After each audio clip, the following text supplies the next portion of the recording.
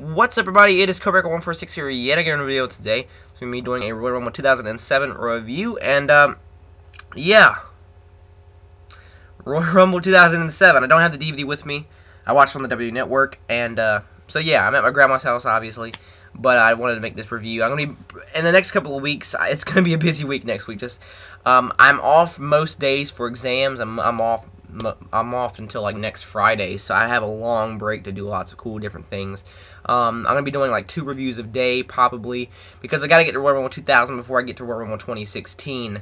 I gotta do a preview for Royal Rumble 2016. Then I gotta do the YWC Royal Rumble, so it's a lot of stuff going down.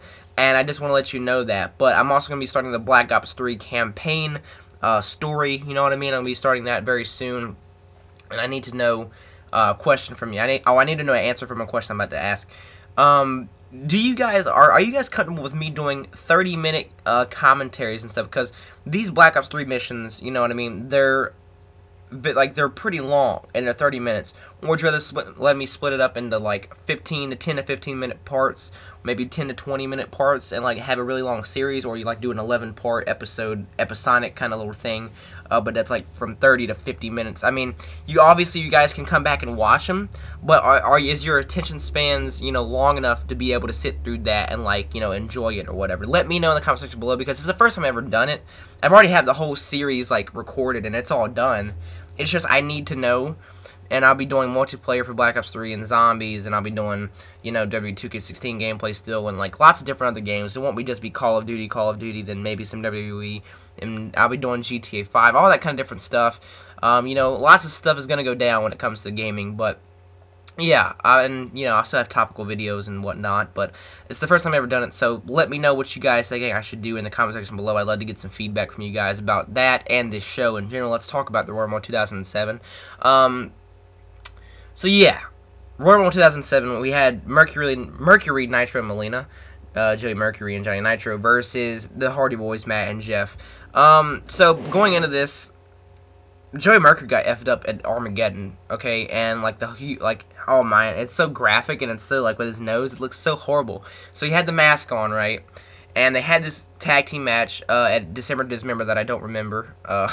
So yeah, there's that, and then they have one here at the Royal Rumble that was pretty solid, to say the least. So they were doing this whole thing where like Joey Mercury's mask A, and then B, Matt Hardy had a jaw injury, or he had a broken jaw. So going throughout the match, like, Matt Hardy would actually pretend he had a jaw injury, or he had a broken jaw for 3 minutes, and then he would be back and he'd be fine like the next minute and a half. I didn't like how Matt Hardy did that, and how, you know, they kind of worked about it. Like, he sometimes had it, he sometimes didn't. You know what I mean? And that kind of pissed me off a little bit, and it kind of irritated me. But other than that, I mean, this is a solid tag team match. It's a solid opener. It's a good choice for the opener as well. The Hardy Boys get the dub. All in the end, it's all good. The Hardy Boys were good. They won the World Tag Team Championships later in that year, and Jeff Hardy was the Intercontinental Championship, and Johnny Nitro and Jeff had a nice little match at New Year's Revolution. But yeah, it's okay. No real complaints. It's solid. The finish sequence is pretty good. It's pretty fast paced. So yeah, it's a good length tag team match, by the way. It's not like really quick, blink and you miss it. It's pretty good. It's pretty good length for what they had to do.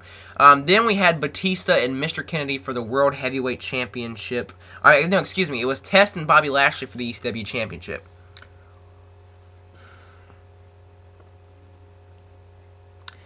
You know what? This match was god awful. The epitome of a horrible match. If you want to go look it up in the dictionary, this is the one that pops up immediately. If it's either first or second or third, it's on the top of that list, because this match was so bad. It was boring. The booking made no sense. The story was bad to begin with, and it was just a horrible finish. So, let's think about it. Test, pretty much, he hits Bobby Lashley with a world champion. He hits Bobby Lashley with the title on an ECW show, and he's like, "This is mine, this is mine." We get to the match. It's a boring match. It's supposed to be 2 titans, 2 gladiators, 2 unstoppable forces, 2 guys with brute strength going at each other, and that's good. You know, you had that place for those kind of matches in wrestling, but some of them don't work out. You know, for example, Brock Lesnar and Goldberg, and the ECW Championship match between Test and Bobby Lashley. So yeah, throughout this match, it's just, rest hold and going back and forth, and man, Test wanted to say, though, this was mine, but then he purposely loses on a count out. So he went through this whole feud saying, yeah, I want to win the championship, but you know what, not really, I'm just going to lose on count out, because, heels in wrestling, right? So Bobby Lashley's pissed. He grabs Test, power slam, and whatever other moves he did. I don't remember. I tried to get out of my memory, but this is what I remember the most. Bobby Lashley retained his championship, and boy, man, this was a journey and a half. So yeah, don't watch this match.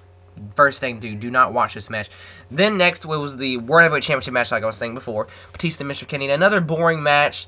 Not that much going for it. All I know is that Mr. Kennedy should have been world champion, but he never did get it. He won Money in the Bank, and he beat so many former world champions, and he was a good heel, man. And, as much as I love Edge in 2007 and 2008 for SmackDown being the world champion, I believe that Mr. Kennedy could have filled Edge's spot. I think he could have had some good matches with The Undertaker and Batista, being that kind of foil between all those guys, and Mr. Kennedy being his own, heel world champion who finds a way to survive and win matches. I really feel like that could have worked, you know what I mean? I feel like that could have been good for Mr. Kennedy, but because, that injury with Randy Orton happened, not that good for him, and, I just don't like how it all ended for Mr. Kennedy, and then I didn't really like him in TNA, and then I just stopped watching TNA in general. I don't know what he's doing, but Mr. Kennedy had a pretty good run to begin with in WWE, and then it kind of took a nosedive. This match wasn't that good.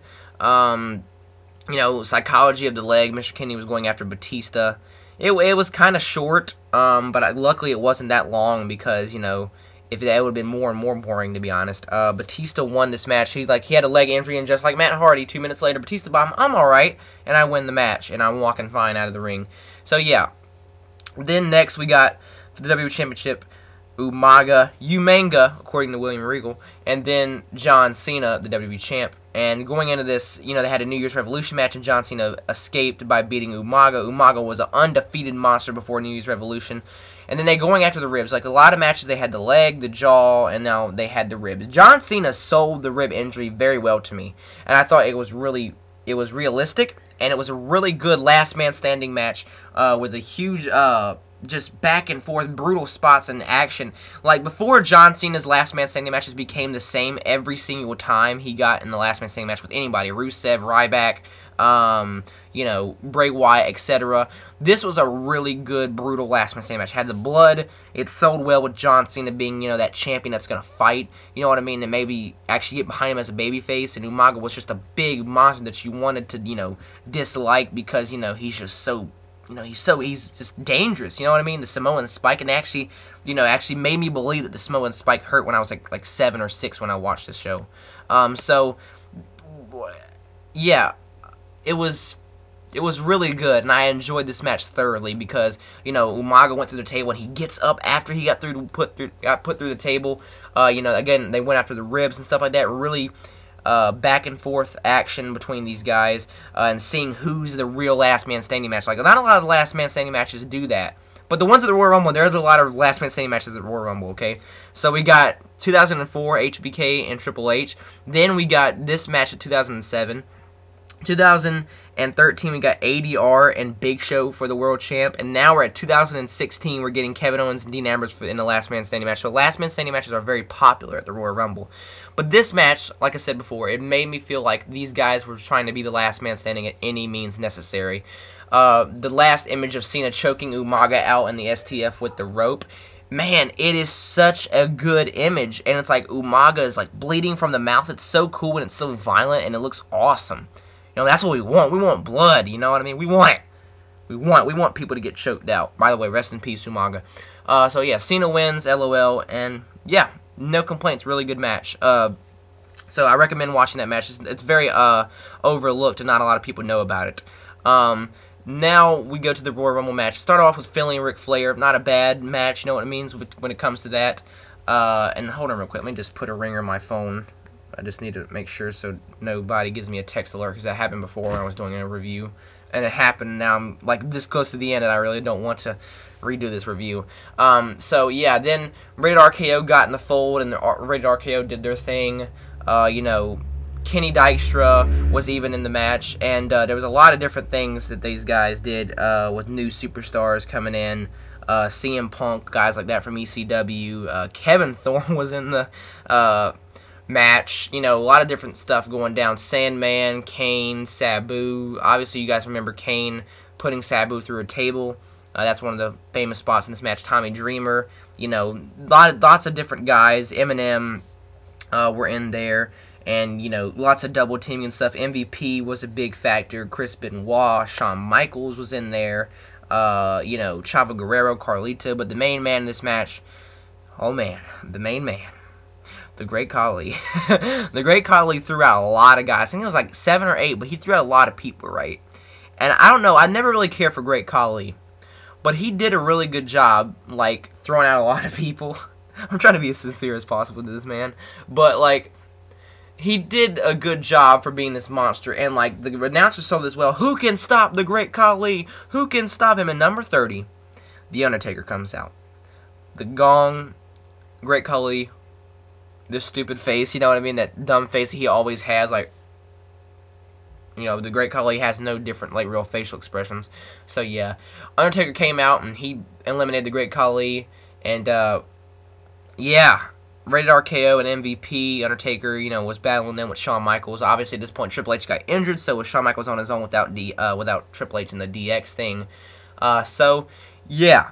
Then, eventually, Undertaker got hit with a chair by Randy Orton or Edge. Again, I don't remember exactly. But then we got the Shawn Michaels and Undertaker as the final two. They would be the first two in the Royal Rumble 2008. And, man, I don't know which one's better, Sheamus or Jericho's final two or these guys' final two, because, man, these guys went at it. These guys were just so good as the final two, and I love Shawn Michaels and Undertaker whenever they get in the ring, and it was nothing different with this here. I loved this. Eventually, Undertaker would get the win, and whether or not who won this match or not, I mean, it should have been Undertaker anyway, but because, you know, Shawn Michaels didn't need a third Royal Rumble win, but Shawn Michaels would go on to face John Cena at WrestleMania 23, and then Undertaker would go on to face Batista at WrestleMania 23. So, yeah, I like this Royal Rumble match. It's a very good Royal Rumble match. Lots of different cool stuff's going down, so check it out. The last Royal Rumbles I've been doing, 2009, 2010, they're really good Royal Rumbles, and this one's pretty good as well. So, yeah, make sure you stay tuned for more Royal Rumble reviews. I'll be posting some other things in the future, so I'll be having lots of uploads. So if you're willing to watch all of them in the days, you know, I'll dance at your wedding. Like this video if you liked it. Comment down below what you thought about this Royal Rumble and the question I asked earlier. Check out the YWC Royal Rumble entrance number video thingamajigger. So yeah, check that out, guys. Check it out, because, you know, it might have some information if you're in the Royal Rumble. You know what I mean? So yeah. Thank you for watching, and subscribe if you haven't already. But if you're already subscribed, I appreciate that. I'm Batman, and I'm out. Deuces.